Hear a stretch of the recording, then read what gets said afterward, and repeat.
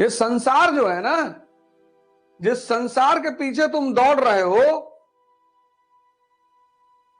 ये संसार शक्ति का गुलाम है।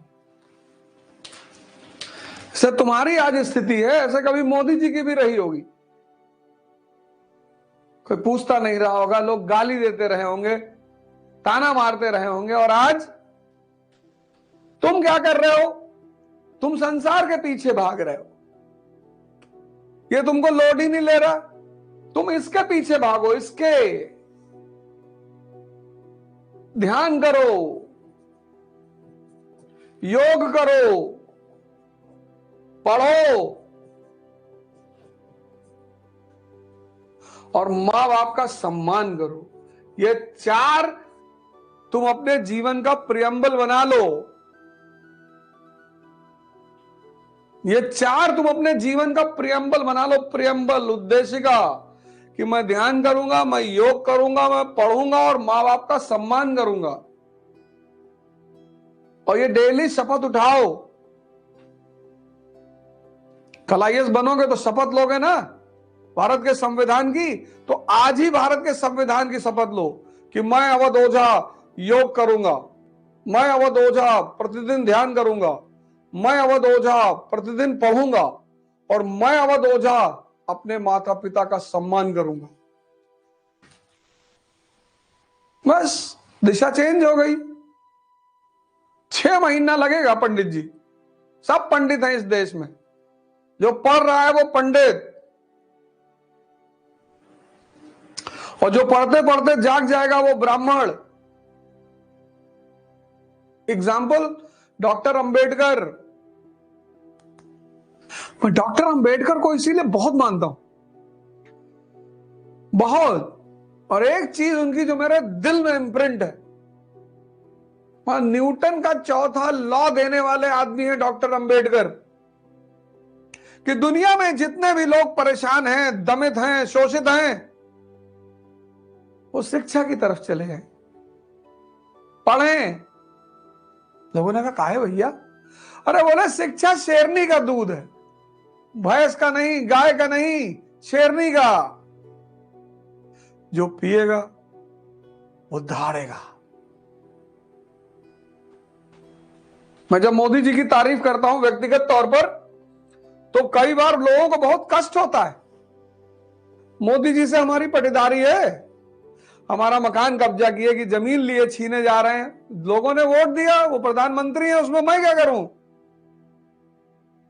जो लोग उनसे खुश नहीं है वो फिर से वोट उनके विपक्ष में दे दें, वो हट जाएंगे।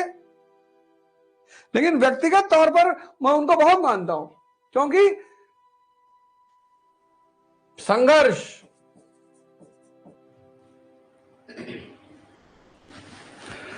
करुणा, योद्धा और क्रोध, ये सब, ये देखो भगवान श्री, मैं कहता हूं ना, पैगंबर हिंद श्री राम, मोदी जी क्यों महान बने? उन्होंने इनकी पूजा नहीं की, इनको आदर्श माना। संघर्ष, उनका जीवन देखो। RSS के एक कार्यकर्ता से भारत का प्रधानमंत्री, ये बात तुम्हें प्रभावित नहीं करती? हर व्यक्ति से कुछ ना कुछ सीख लो। प्रभु राम ने घर छोड़ा, उन्होंने भी छोड़ा।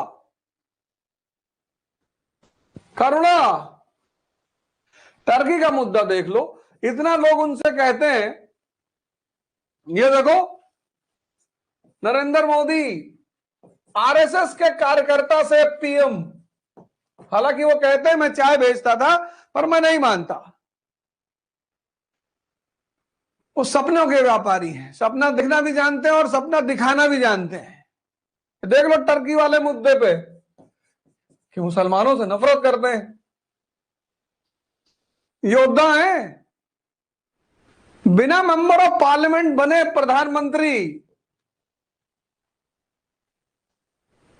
और क्रोध, राज्यसभा के भाषण में लोगों ने देखा ही, कहा मुझे मत छेड़ो। इसको बोलते हैं व्यक्तित्व। मोदी जी श्री रामचंद्र की पूजा नहीं करते, फॉलो करते हैं। अंबेडकर जी की पूजा नहीं करनी है, फॉलो करना है। ये देखो, तुमको आश्चर्य नहीं लगता कि वो कहते थे मैं चाय बेचता, चलो ना भी बेचते रहो या बेचते रहो, लेकिन एक सामान्य आदमी प्रधानमंत्री दूसरा टर्म, तीसरा करे मैं बनने जा रहा हूं, अब की बार 400 के पार, मैं नहीं कह रहा हूं है चुनाव लड़ने जा रहा है बीजेपी से। मैं कहा मैं चुनाव लड़ूंगा, मैं क्यों चुनाव लड़ूंगा, मुझे पता है मुझे क्या करना है। विरोध करना अलग बात है, आलोचना करना, आलोचना शब्द कहां से बना, लोचन से, आंख, लोचन माने आंख, इसलिए जब ज्यादा हम किसी को घोरते हैं तो उसको कहा जाता लुच्चा। आलोचन निष्पक्ष होकर देखना। बहुत लोग तो अभी भी रजाई नुप के फोन और निकाल के बस सुन रहे होंगे। उठो यार, बाहर निकलो, शक्ति तुम्हें चाहिए, संघर्ष कौन करेगा। देखो हमारे प्रधानमंत्री जी को, आदरणीय मोदी जी, विरोध राजनीति में मतभेद एक बिल्कुल अलग बात है, पर किसी पर व्यक्तिगत हमला नहीं होना चाहिए। अटल बिहारी वाजपेयी ने एक बार नेहरू जी को हिटलर कह दिया था, उस पर रिजाइन कर दिया था उन्होंने। राजनीतिक विरोध एक अलग चीज है और मर्यादा अलग चीज है। और मोदी जी को तो मैं देखता हूं कि राम के सिर्फ भक्त नहीं है, फॉलो करते हैं पूरी तरह, त्याग। और उनकी श्रीमती जी वो सीता जी से कम नहीं। यहां 10 दिन बिना पत्नी के रह जाओ तो धमकी देने लग जाए। और हनुमान जी उनके अमित शाह जी है ही। आडवाणी जी को उन्होंने परशुराम बना दिया।